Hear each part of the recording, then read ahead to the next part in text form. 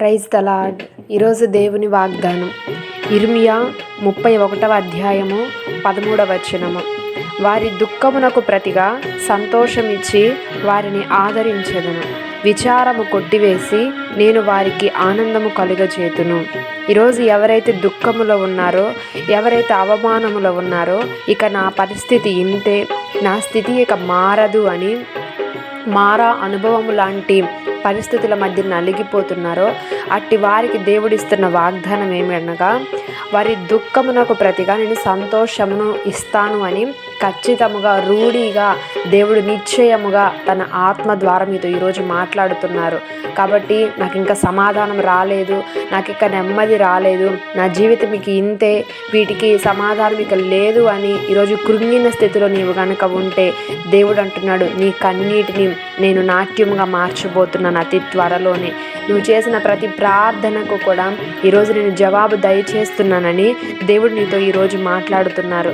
వారి విచారము కొట్టివేసి ఆనందము కలుగజేస్తాను అని దేవుడు అంటున్నాడు. విచారములో నిరుత్సాహ పరిస్థితుల మధ్య నలిగిపోతున్నావా? ఈరోజు ఎంత ప్రార్థించినా, ఎంతకాలం ఎదురు చూసినా జవాబు రానటువంటి మొండి సమస్యలకు కూడా విశ్వాసమును విడవక గట్టిగా పట్టుకున్నట్లయితే విశ్వాసమును ద్వారానే గొప్ప కార్యాలు చూస్తాము.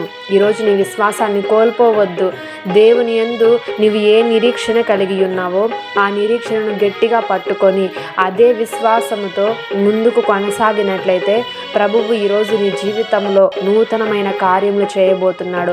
గొప్ప ఆశ్చర్య కార్యములు, అద్భుతాలు, నీ ఊహకు అందనటువంటివి గొప్ప కార్యాలు దేవుడు నీ కొరకు చేయబోతున్నాడు. నువ్వు అడుగుతున్నటువంటి దానికి నీవు కొంచెము కావాలి, నాకు ఇంత ఇవ్వు ప్రభు అని దేవుని అడుగుతున్నావేమో, కానీ దేవుని ప్రణాళిక ఏమిటనంటే నీవు అడుగుతున్న దానికంటే కూడా విస్తారమైనటువంటి ఆశీర్వాదాలు నీ జీవితంలో కుమ్మరించడము దేవుని యొక్క ప్రణాళిక ఉన్నది.